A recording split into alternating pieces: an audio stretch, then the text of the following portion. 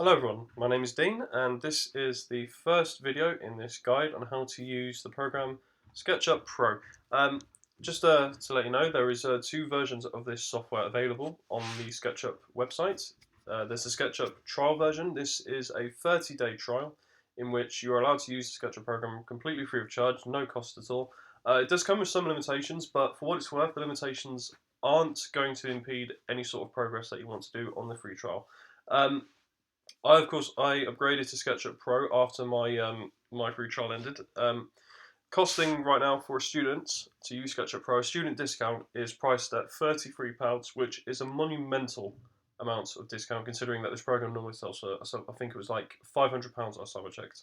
So it is definitely a very good program to use. If you are interested in this type of thing, go and buy it because it is a very good program.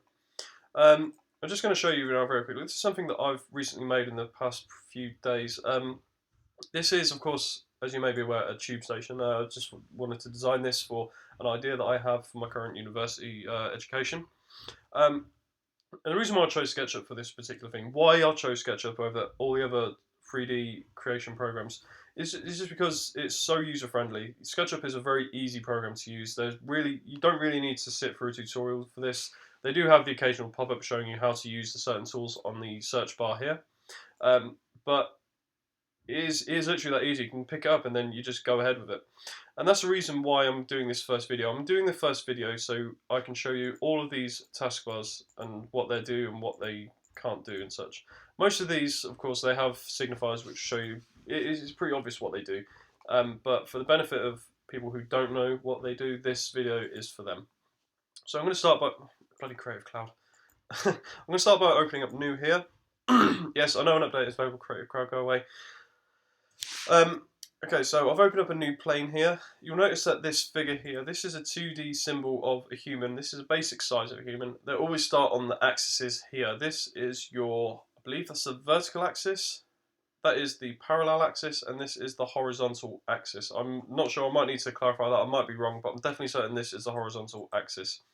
And it's your choice if you want to keep or get rid of this person. I am going to delete the person because for the purpose of this tutorial, we're not going to really need a size comparison of an individual human being. Okay, so we now have...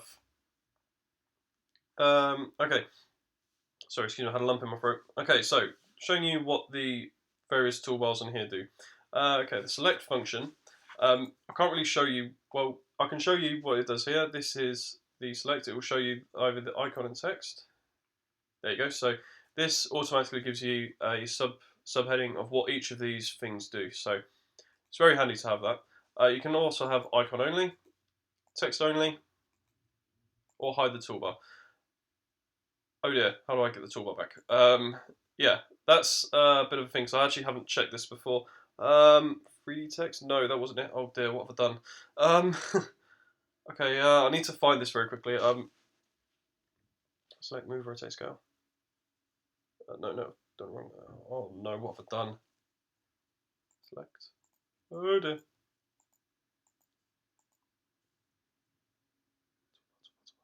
Oh dear, what have I done? Section pane, nope. Oh god, what have I done? Toolbar. Show toolbar, there we go. Ah, show toolbar. There we go, okay, so, whew, that was close. Okay, so, go away, Creative Cloud. Okay, so I now have my toolbar back. So you know what select does, which is awesome. Eraser, well, it's obvious what the eraser does. Pretty obvious what the eraser does. If I draw a very basic object here, I'm just going to draw a square. Nothing too serious right now. Just do that, do that. And then the eraser, so you see, as I've done there, that line is not parallel to that. So I'm going to remove that, and I'm also going to remove that. So this is a really handy tool because it actually pinpoints the lines that you want to erase rather than erase the whole object itself. I've done that wrong. So you can also Alt Z of course as well. Command Z, sorry, I'm using a Mac, not a PC. So after erasing, you draw the endpoints again, and you have the perfect rectangle. Okay, arc. Arc, I believe, if you select it onto the axis, it gives you a perfect circle. It makes it parallel. So now you have a very nice curve there. That is what the arc is for. And you can do this for all of the axes. I'm trying to remember how you do it for the other. I'm trying to remember how you do it for the vertical. I think if you position it here. No, that doesn't do it. How do you do that? Maybe if I, because there is a certain way you have to use this program. It's very, there we go. So if I position that up there, you're going to have a nice arc like that. So all of these interactions, they rely on using the axis. So if you wanted to do a horizontal axis, you would have to position it according to that. Of course, if you want to do it from this axis, you would have to position it according to there. So there we have perfect axes on the vertical, horizontal, and parallel axis. Okay, so now I'm going to use a circle. Using a circle is very. I find the circle tool very handy to use when I want to cut away straight edges. So just like the line tool, you click to select an endpoint and then you just drag it along. But we don't want to do that because it's going to interact with the arc, and we just click down. So then there you have a nice perfect circle. Here is the push pull icon, and this is great fun. I mean, you can just pull it up like that. Whee! But this is also really good if you want to make a quick rise out of something. So I can then rise that as well, and then I can also rise that. Remember that your offset is limited to that sort of thing. So if you wanted to increase that, you'd have to click off, click again, and there you have the offset is now perfect. Just to remember, if you wanted to increase these as well, you'd need to connect that line up because otherwise it can't form into an object. And there you have the basic shape. Yeah, let's go ahead and join up the rest of these. We'll join up the rest of these and then we can carry on. I'm just going to put that there. Why isn't that connected? Okay, let me try. Nope. Ah, that's why, because we haven't got that one there. So if we put that one there very quick, and then if we put that there, we'll keep it there. You know, screw it. Just for tutorial purposes, so I can show you. And then put that on edge. So then we can increase that, and then we'll increase that. So that, yeah, push-pull is a very handy tool to have. Okay, offset. Offset is also a very handy tool as well. Rather than having to do the circle again, you can just click in the center and you can create an offset like that. So it creates a very perfect thing. And with the push-pull icon again, you can then pull it down or you can pull it up. Pull it down. We'll pull it down just for show you. That's how the offset button works. You click into any part of the object. So if I want to click here, you can create an offset right there. If I want to click in this object, you create an offset just there. And that is really handy. That is so handy to have. That is so handy to have when you wanted to create just small offsets like that. So you have a nice offset there, and you can do whatever you want with it. Okay, move. Move is a. Oh no, I've done that wrong. Move is a very obvious. Start that again. Move is an obvious. Get my words mixed up now. To move an object, you can move it like that. Keep in mind, yeah, that will kind of happen. I tend to steer away from using move because it does create some very interesting shapes. It's not a very handy thing to have. I suppose if you wanted to move like individual lines, it's very handy. In fact, if I just test that now, just draw a quick line here, but I need to pan away from there. So if I draw a line like that, and if I get rid of that line, and then you can move it. Yeah, so it's more handy. It's more handy to use the move function when you move individual lines, because if you move shapes, define shapes, then you're going to have that problem. Also, keep in mind you have this dotted line here. This will show you when you are on the axis, which is really helpful to have. But of course, because we have this on the parallel axis, it will only work according to the parallel axis. So if we wanted to move it down, I assumed that we would have to do it like this, because then, yeah, there we go, on the blue axis. And then, of course, it will say on the red axis and on the green axis. Okay, rotate. Now, if you wanted to rotate an item, okay, let's go back to here a minute. Let me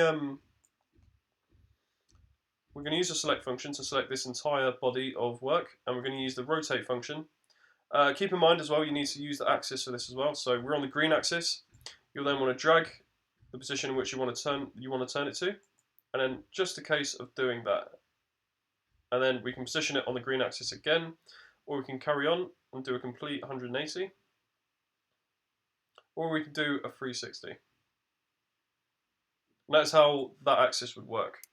Okay, if we want to do it on this axis, on the red axis, just simple really, position it again, and just keep going until we come to a complete stop. Okay, now on the parallel axis, on the blue axis, yep, there we go. This is going to be fun because, and it's just a case of doing that. So you can have it upside down, but of course we're going to 180 again, 360 again, 180. Okay, now scale. Scaling is a very, of course this is going to be incredibly obvious to do, but just to scale the object, select a grip and move it back. We can uniform the scale according to, or by holding shift, you can completely take it out of proportion. It will still stick to its original hinges and such, or you can release shift and it will shrink or grow in accordance. So it looks nicer basically.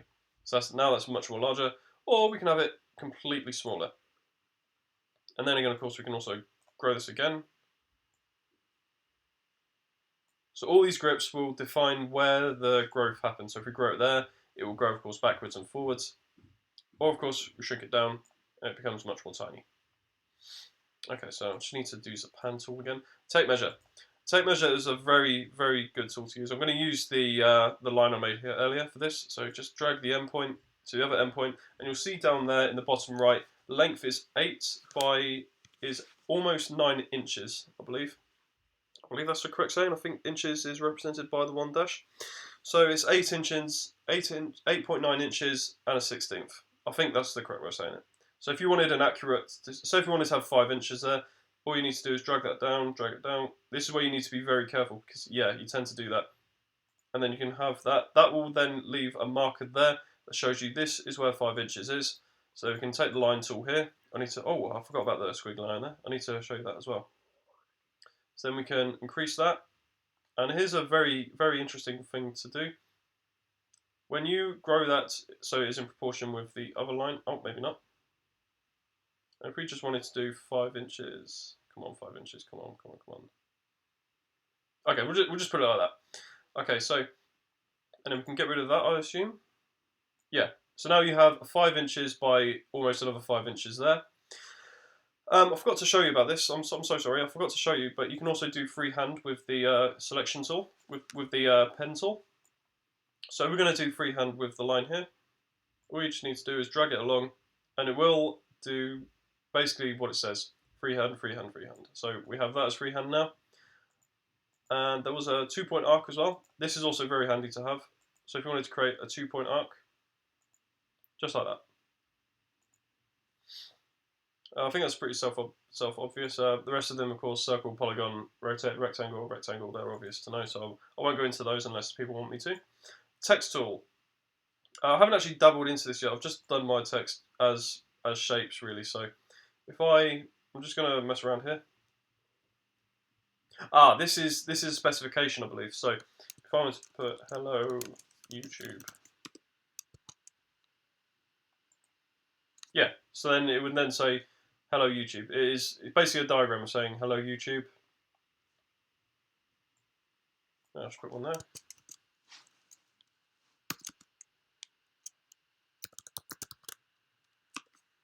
And click that away. So then that gives correspondence as to where this is when, if you need to have a specification somewhere, if you need to say, okay, this is where I want to increase this tomorrow, it's just very handy to have. It's sort of like a signifier. Okay, so paint bucket. Paint bucket, of course, very obvious. You now have a whole palette here of colours. And the palette is also completely. There's a lot of palettes here. I believe you can upload your own. I think that will be something I need to do on another video. But I'm going to do a material symbol. These basically material symbols are for people who use SketchUp would use a material symbol if they wanted to signify. Okay, so this is going to be rock. Okay, so this is someone's garden. We now have rock, and yeah, I know it's very that kind of hurts the eyes a bit. Of course, if you wanted to do, what's another one I can use? Brick, maybe. Yeah, so paved brick. So that's just basically, that's what a material symbol is. Of course, you also have stone here. So if you wanted to change that to stone, you can. And these are all basically stock these are stock fills in the program. I believe, as I said, I'm not sure if you can add your own. I have to check that out for myself. And these are all just different ways of doing it. You can actually select a crayon. It's a crayon photo. Spring, make it blue. Make it green. Sorry, blue. Cantaloupe or licorice. Okay, so moving on. Orbit. Okay, so when you're orbiting, you're given a three-dimensional approach to seeing your object from up, down, left, and right, all across a three-dimensional plane. So you can see it from this side, you can see it from this side, and that is basically what orbit does.